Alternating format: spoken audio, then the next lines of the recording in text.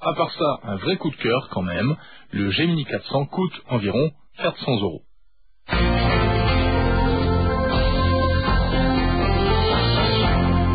Vous écoutez France Info, il est 7h.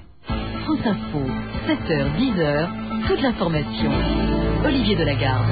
Bonjour à tous. Dans l'actualité, ce matin, le procès en appel d'Alain Juppé débute aujourd'hui à Versailles.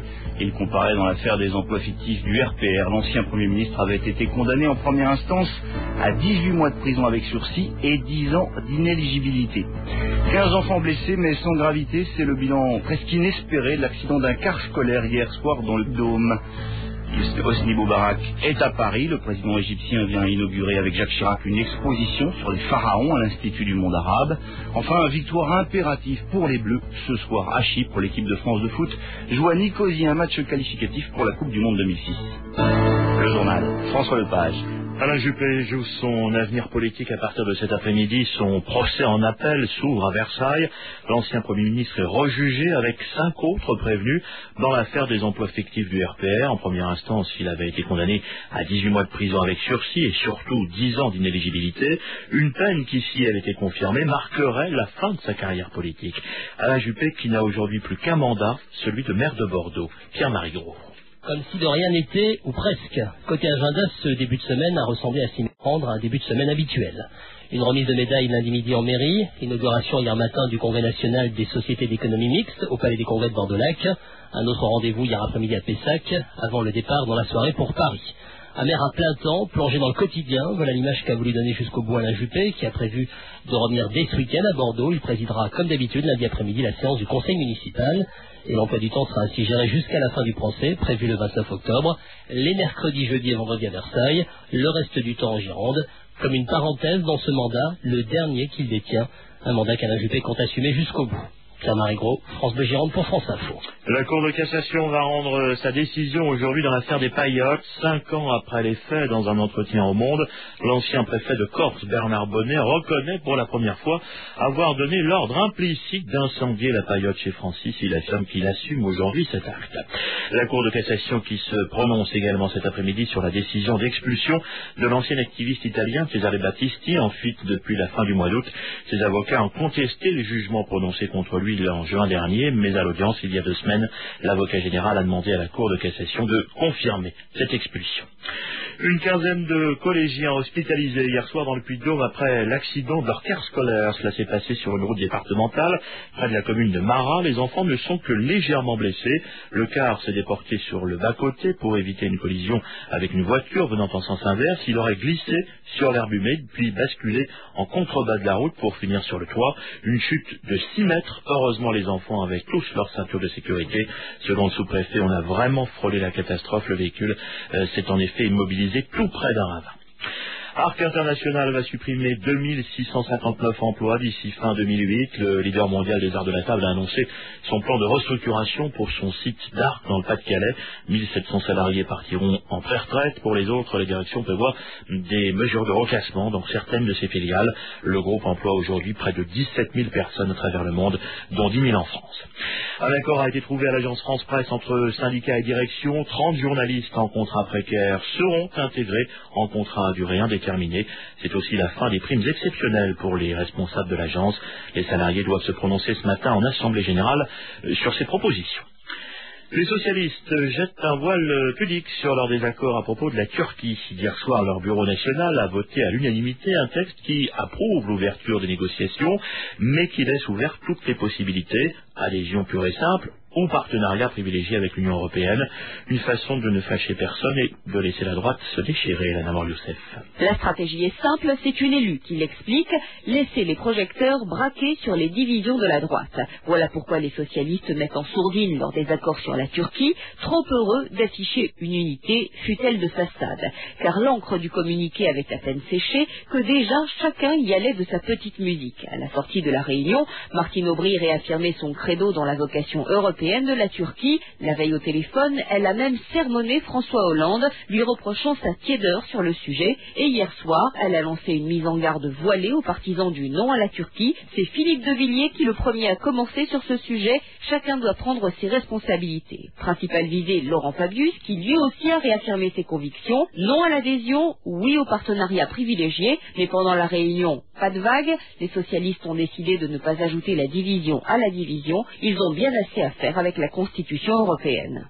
Et puis notez déjà que Laurent Fabius sera notre invité tout à l'heure à 8h15. La suite du journal, François Lepage. Le Conseil fédéral de la FNSEA doit se réunir aujourd'hui à Paris pour décider de la suite à donner au mouvement des agriculteurs. Hier, plusieurs centaines d'entre eux ont bloqué des raffineries et des dépôts de carburant dans plusieurs départements. La profession proteste contre les conséquences de la flambée du pétrole et demande une baisse des taxes sur le carburant professionnel. Le président égyptien Hosni Moubarak est arrivé hier à Paris. Il sera reçu aujourd'hui par Jacques Chirac. Les deux hommes visiteront notamment l'exposition Pharaon à l'Institut du monde arabe.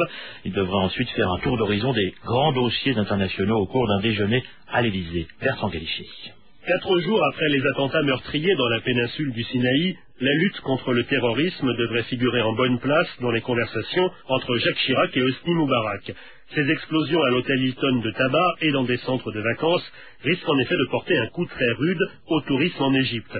La situation sur le territoire irakien devrait aussi être évoquée. Le président égyptien s'étant prononcé hier à Rome avec Silvio Berlusconi contre un report des élections prévues en Irak en janvier prochain. Enfin, Jacques Chirac et Hosni Moubarak pourraient parler de l'accident d'avion de Sharm el-Sheikh le 3 janvier dernier. 148 personnes, dont 135 Français, avaient été tuées dans la catastrophe. Les familles des victimes se plaignent des lenteurs de l'enquête. Elles ont même écrit au président Chirac il y a un mois à ce sujet. Troisième et dernier débat Bush-Kerry ce soir, débat consacré aux questions économiques et de politique intérieure, alors que les deux candidats à la présidence sont toujours au coude à coude dans les sondages. Au Proche-Orient, Israël poursuit son opération dans le nord de la bande de Gaza. Ce matin, un avion sans pilote de l'armée israélienne a tiré un missile sur une habitation. Un militant du Hamas a été tué, 3 autres blessés.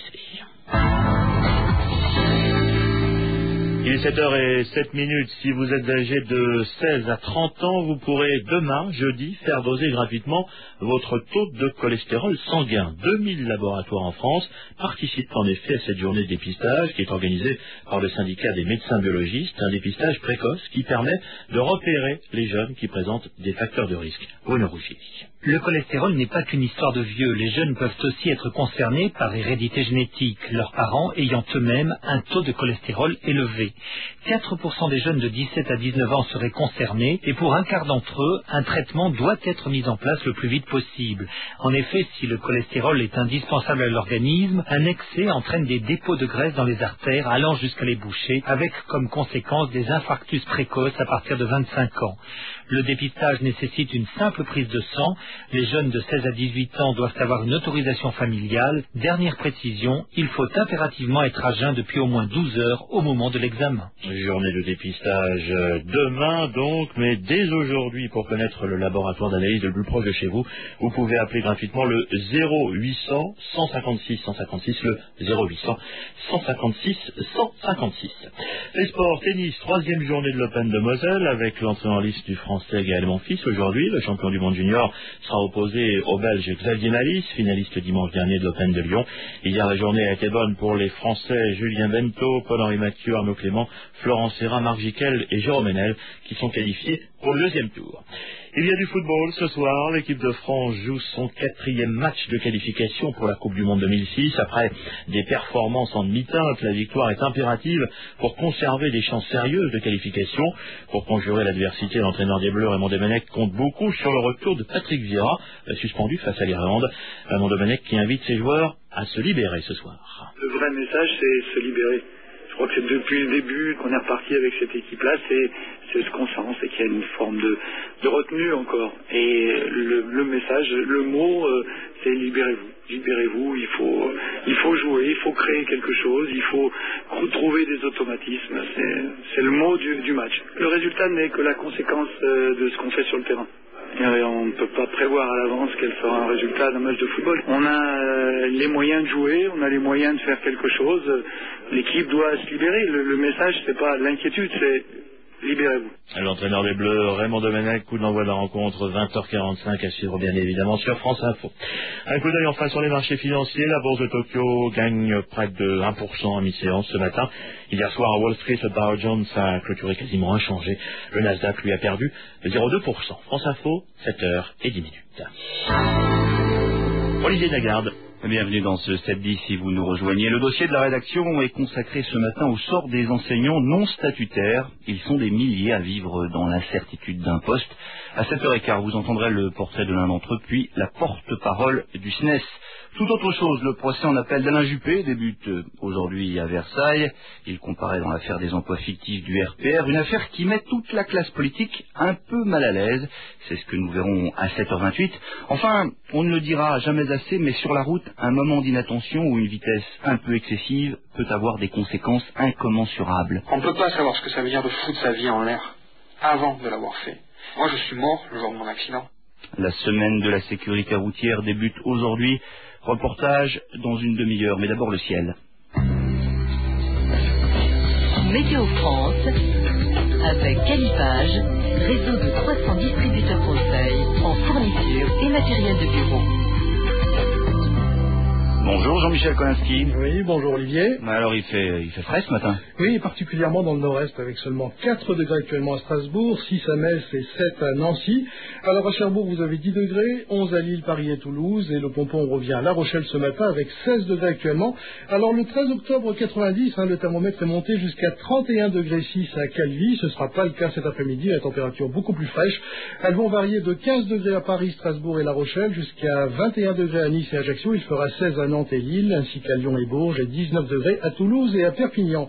Alors côté ciel, si vous habitez sur le Finistère, il n'y a pas de chance, vous verrez arriver la pluie dès ce matin, une pluie accompagnée d'un vent de sud-ouest assez fort. Vers la fin de la matinée, ce temps pluvieux va gagner vers les Pays de la Loire et le Cotentin. Alors sur le nord, le Pas-de-Calais, la région parisienne jusqu'à la Gironde, eh bien le soleil sera bien présent ce matin, mais il sera suivi cet après-midi d'un ciel de plus nuageux, avec même quelques pluies à prévoir en cours de soirée. Alors sur les Bouches-du-Rhône, les Cévennes, la Côte d'Azur et la Corse, un temps orageux aujourd'hui avec des pluies localement fortes, notamment en basse vallée du Rhône. Enfin sur le reste du pays, eh bien le temps va rester agréable aujourd'hui, un temps calme et généralement bien ensoleillé. À tout à l'heure Jean-Michel. France Info, l'info télé. Fiction ce soir sur France 2 avec Un fils sans histoire. Le réalisateur Daniel Vigne met en scène un père dont la vie bascule lorsque son jeune fils avoue un meurtre. Daniel Oyon.